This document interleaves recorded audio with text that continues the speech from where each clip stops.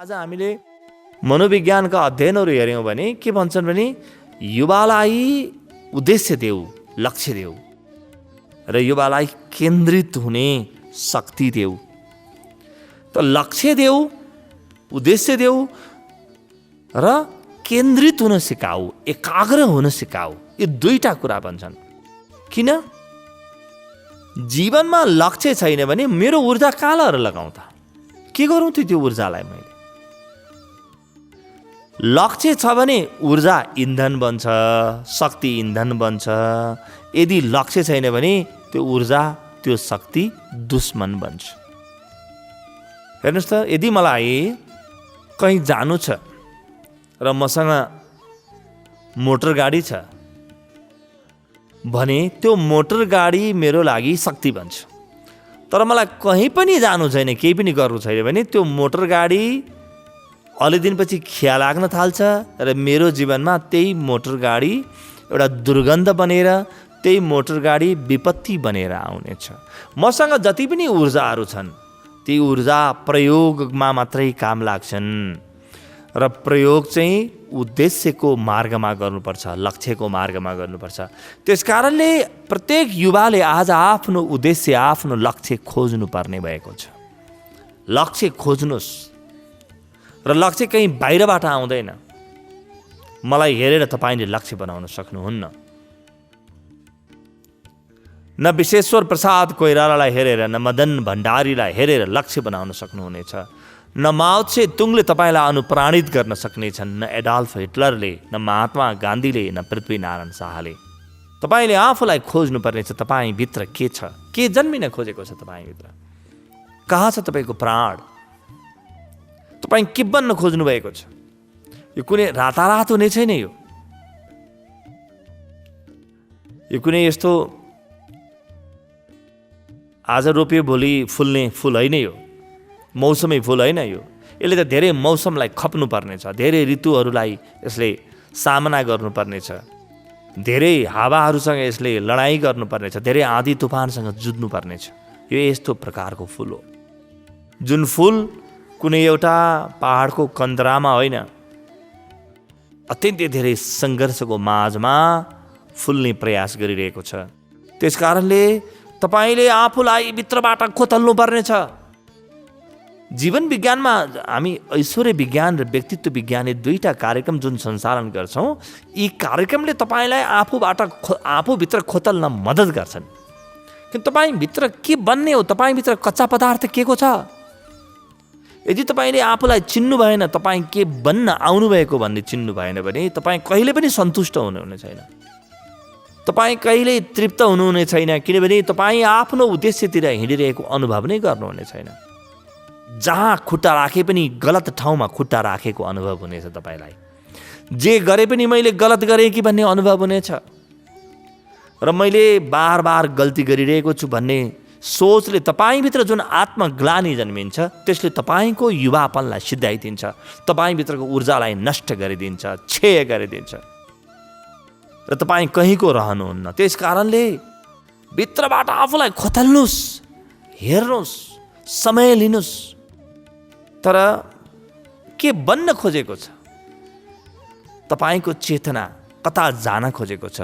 त्यसलाई बिस्तारै बिस्तारै छामछाम छुमछुम गर्दै केही सङ्केतहरू त्यसका प्राप्त गर्नुहोस्, केही प्रारम्भिक सङ्केतहरू प्राप्त गर्नुहोस्। अङ्ग्रेजीमा जुनलाई क्ल्युज भनिन्छ, केही क्ल्युज प्राप्त गर्नुहोस् र जीवनको दिशाको निर्धारण गर्नुहोस्। दिशाहीन जीवन कहीँ पनि जाँदैन। हेर्नुहोस् त, जीवनमा दिशा मात्रै हुने हो भने यी अधिकांश सुधार गृहहरू, भट्टीहरू बन्द हुनेछन्। किनभने जो व्यक्तिले आफ्नो उद्देश्य फेला पार्यो, आफ्नो लक्ष्य फेला पार्यो, उसले आफ्नो अन्तर्हृदयलाई नै मनोरञ्जनको केन्द्र बनाउनेछ। त्यही व्यक्ति आफै मनोरञ्जनको केन्द्रबिन्दु हो। उसले मनोरञ्जनका छुट्टै साधनहरू खोज्नुपर्ने आवश्यकता हराउनेछ। उसको कर्म नै उसको लागि मनोरञ्जन पनि बन्नेछ। उसका सोचहरू, विचारहरूले उसलाई पर्याप्त तृप्ति दिनेछन्। उसले अरू कुनै तृप्तिको माध्यम खोज्नुपर्ने छैन। आज जुन हामीले यौन विचलन देखिरहेका छौँ युवाहरूको माझमा, यो यौन विचलनको मूल कारण पनि लक्ष्यको अभाव हो, जीवनमा उद्देश्यको अभाव हो, प्रयोजनको अभाव हो, अथवा प्रयोजन पत्ता लगाउन नसक्नुबाट यौन विचलन सुरु हुन्छ। किनभने त्यो यौन त विशाल ऊर्जा हो, त्यही त हो युवा ऊर्जा। त्यसले बाटो भेटेन भने त्यसले गलत ठाउँमा खुट्टा राख्न थालिहाल्छ। त्यस कारणले मनोवैज्ञानिकहरू भन्दछन् कि युवालाई आफ्नो उद्देश्य खोज्न मद्दत गर। तिमीले विद्यालयमा विश्वविद्यालयमा राखेर युवालाई सिधै पढाउन नथाल, खोज्न मद्दत गर ऊ के बन्न आएको। अनि तिम्रा पढाइहरू, तिम्रा लेखाइहरू, तिम्रा शिक्षा, तिम्रा सिपहरू त्यो युवालाई केन्द्रमा राखेर सञ्चालित हुन्। तिमीलाई जे मन लाग्छ त्यही पढाउने होइन। आजको युवालाई ऊ के बन्न खोजेको छ, त्यो बन्नमा तिमी कति सहायक हुनेछौ त्यो खोज। त्यस कारणले पहिलो पटक यहाँ स्टुडेन्ट सेन्टर्ड लर्निङका प्रयोगहरू प्रारम्भ भएका छन्। यो पृथ्वीकै इतिहासमा पहिलो पटक हुनुपर्छ। कमसेकम अहिलेको सभ्यतामा यो पहिलो पटक हो। योभन्दा पहिले धेरै सभ्यताहरू आए गए, त्यहाँ युवाहरूको परम विकास भएको थियो होला। तर आजको कुरा गर्दैछु म। स्टुडेन्ट सेन्टर्ड भनेको के हो? जहाँ विद्यार्थीलाई केन्द्रमा राखेर, अहिलेसम्म त शिक्षक केन्द्रमा थियो।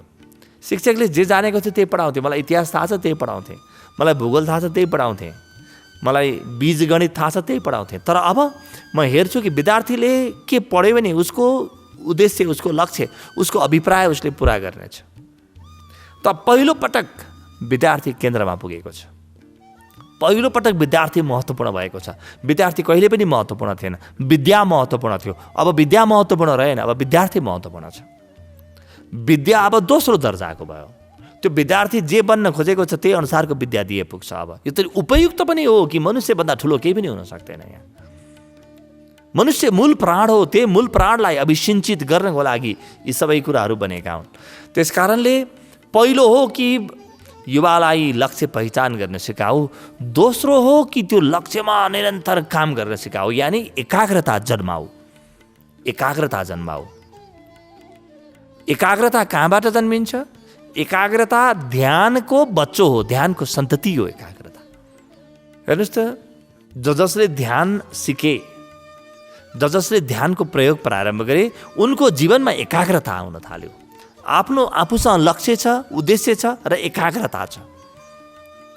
दुईटा कुरा भएपछि अब यो युवा ऊर्जा परम निर्माणको बाटोमा गयो। अब यसले जीवनका उचाइहरू छुनेछ, यसले सम्भावनाका फुलहरूलाई साकार बनाउनेछ, यसले पृथ्वीलाई स्वर्ग बनाउनेछ। अब यो नयाँ युवामा यदि हामीले ध्यान भरिदियौँ भने यो युवाले असम्भव केही बाँकी राख्ने छैन, शेष केही राख्ने छैन। यसले मनुष्यतालाई शिखरमा पुर्याउनेछ। त्यसकारणले हामी युवामा लगानी गरौँ, युवालाई हामी ध्यान दियौँ, युवाको विषयमा विराट विराट चिन्तनहरू हामी जन्माउँ। युवाको विषयमा त हामीले कुरा गर्नै छाड्यौँ। अधिकतम के भने राजनीतिक दलका कार्यकर्ता हामीले बनाएर राखिदियौँ युवालाई। आज युवक भनेको को हो? कुनै पनि युवा सम्मेलनमा जानुभयो भने ऊ चाहिँ कुन चाहिँ राजनीतिक दलको कार्यकर्ता हो त्यसैको सम्मेलन मात्रै भेट्नुहुन्छ तपाईँले। यो के बनायौँ हामीले? कहाँ पुर्यायौँ? कहाँ गयो चिन्तन? कहाँ मर्यो? जीवनको लक्ष्य कहाँ गयो? र त्यो एकाग्रता कहाँ गयो? त्यो कन्सन्ट्रेसन कहाँ गयो? त्यो धारणा कहाँ गयो? त्यो प्रत्याहार कहाँ गयो? त्यो आफूमा फर्किने कला कहाँ गयो?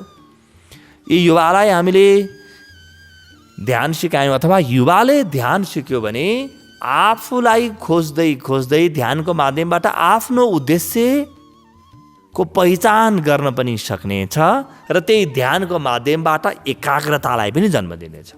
ध्यानले दोहोरो काम गर्छ। एक त जीवनको लक्ष्यलाई स्पष्ट बनाइदिन्छ, खोलेर बाहिर अभिव्यक्त गरिदिन्छ। दोस्रो, लक्ष्यमा हिँड्नको लागि पर्याप्त ऊर्जा, पर्याप्त एकाग्रता दिन्छ।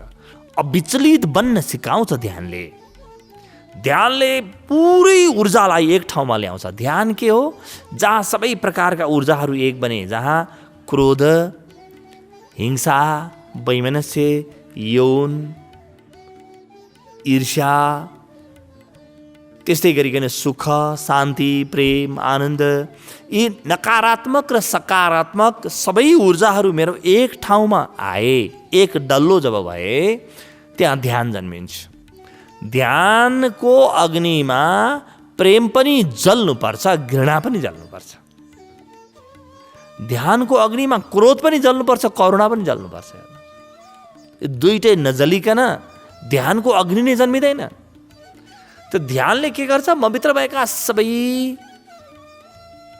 विचारहरूलाई, मभित्र भएका सबै भावहरूलाई, सबै प्रकारका गुणहरूलाई र मभित्र भएका सबै सम्भावनाहरूलाई एक ठाउँमा ल्याइदिन्छ।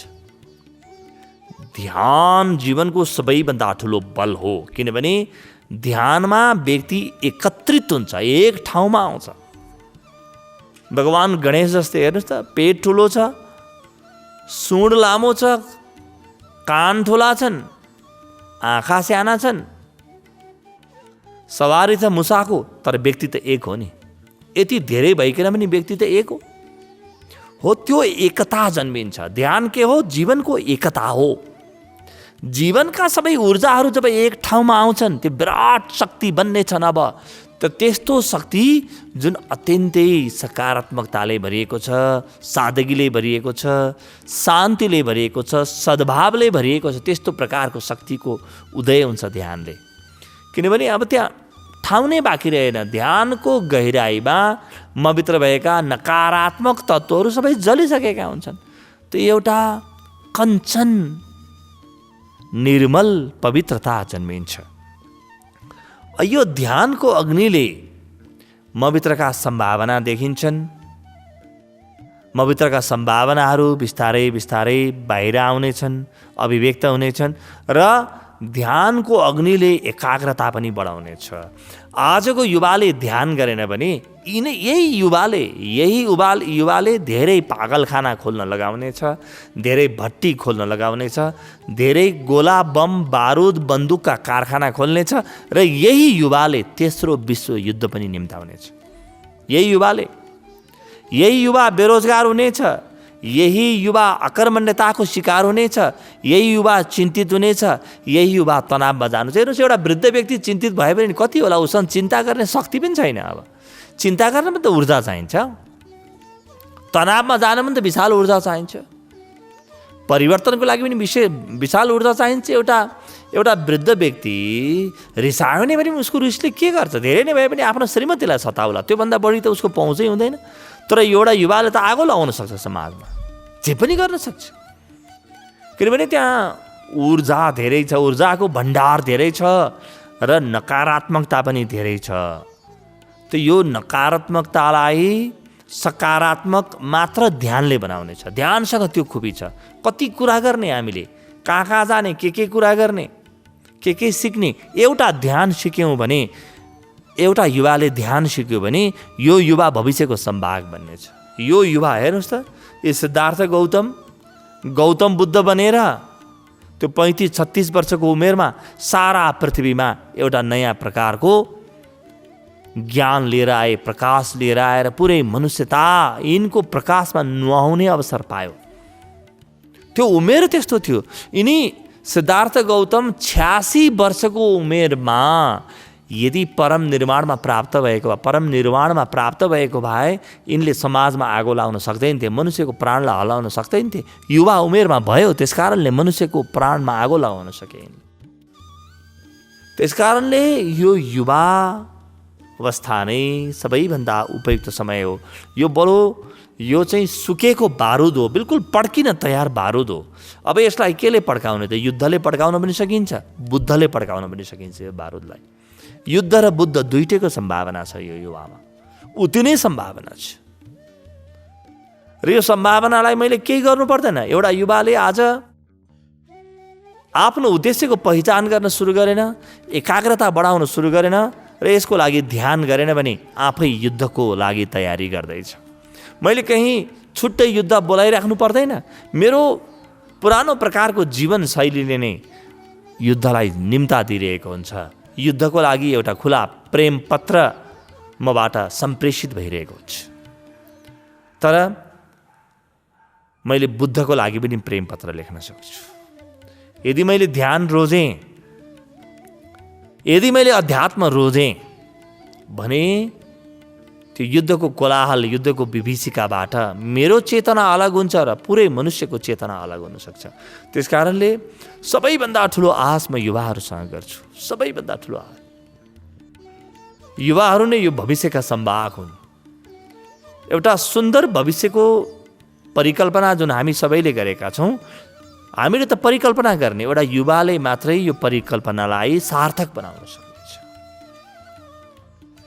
युवाले मात्रै यो परिकल्पनालाई कल्पनामा सीमित हुन दिने छैन, उसले यथार्थमा बदल्ने छ।